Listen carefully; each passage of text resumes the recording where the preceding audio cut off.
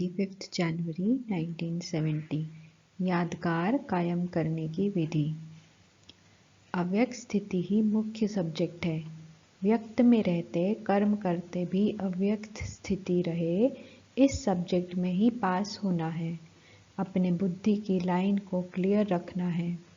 पुरुषार्थ की लाइन में कोई रुकावट हो तो उसको मिटाकर लाइन क्लियर करना, इस साधन से ही अव्यक्त स्थिति की प्राप्ति होती है।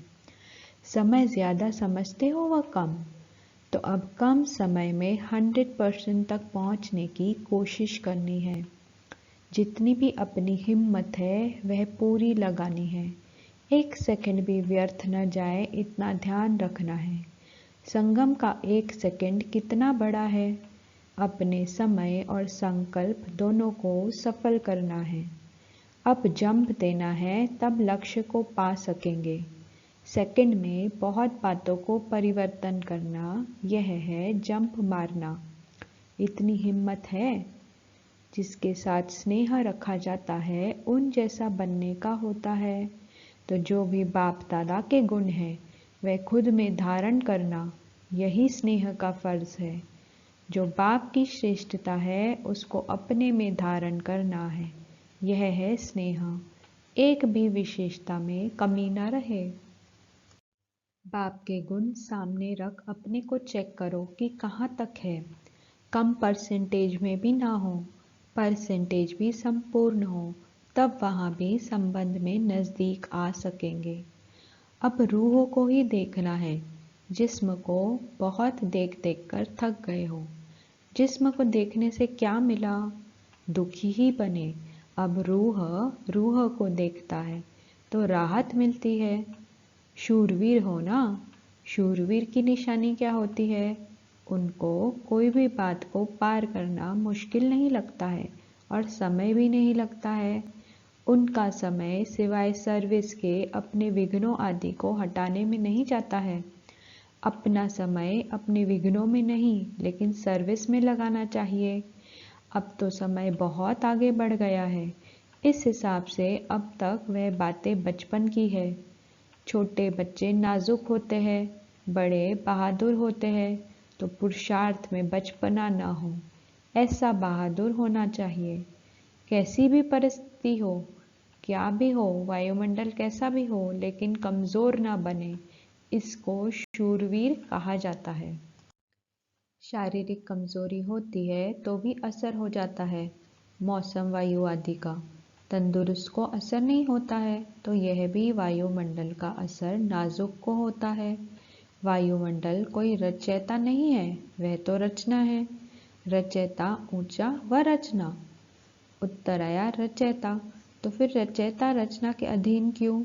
अब शूरवीर बनने का अपना स्मृति दिवस याद रखना। संपूर्ण हक लेने के लिए संपूर्ण आहुति भी देनी है। कोई भी यज्ञ रचा जाता है तो वह संपूर्ण सफल कैसे होता है? जबकि आहुति डाली जाती है। अगर आहुति कम होगी तो यज्ञ सफल नहीं हो सकता।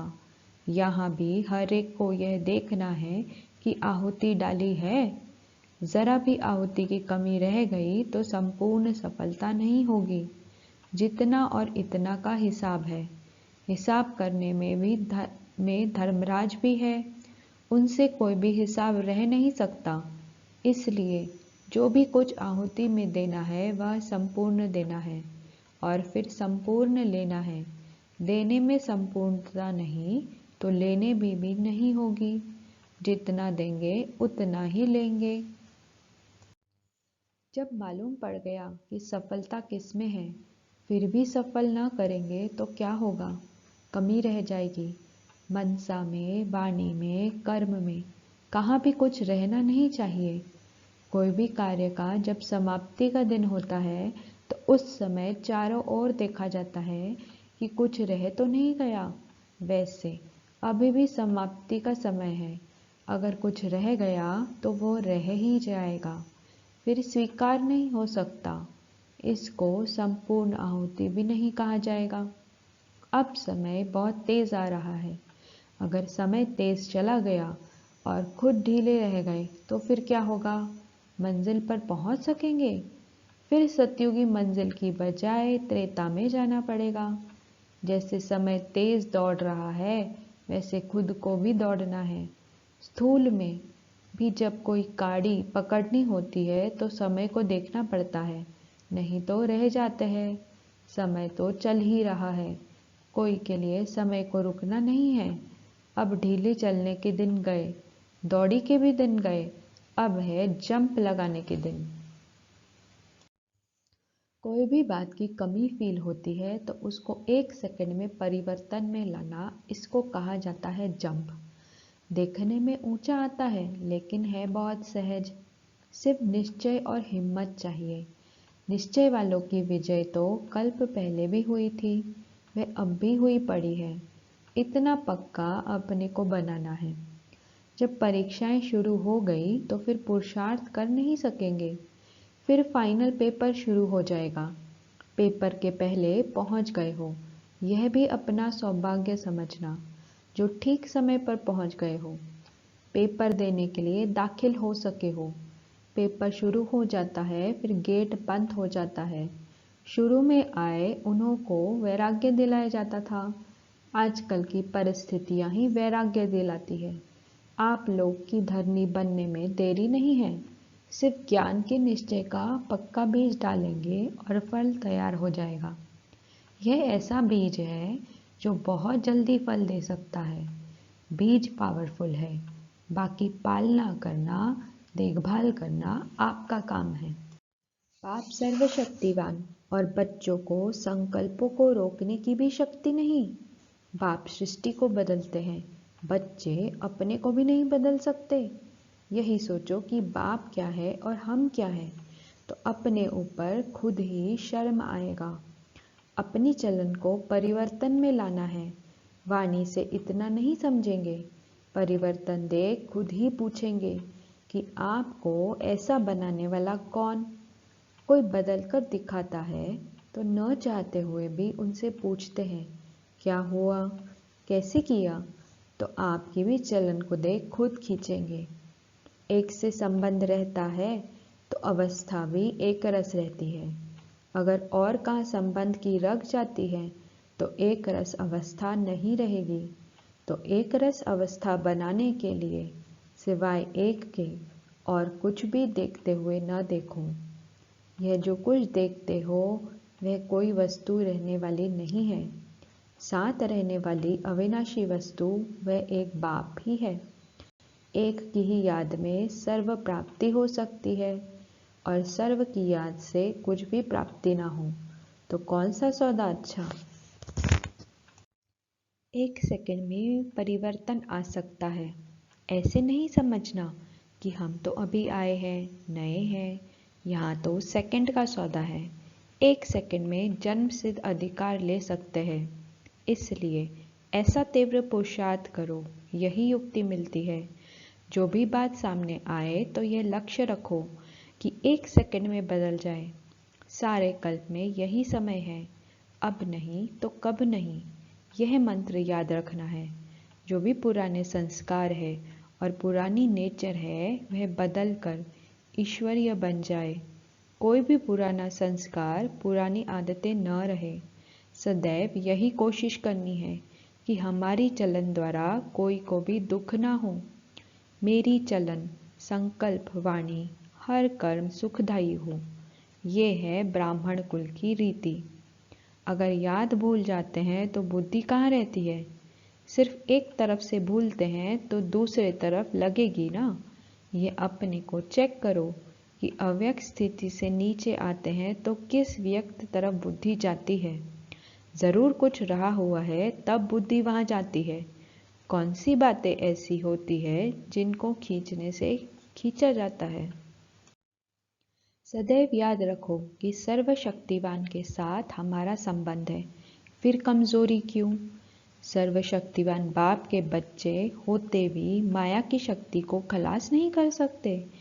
एक बात सदैव याद रखो कि बाप मेरा सर्वशक्तिवान है। हम सभी से श्रेष्ठ सूर्यवंशी है।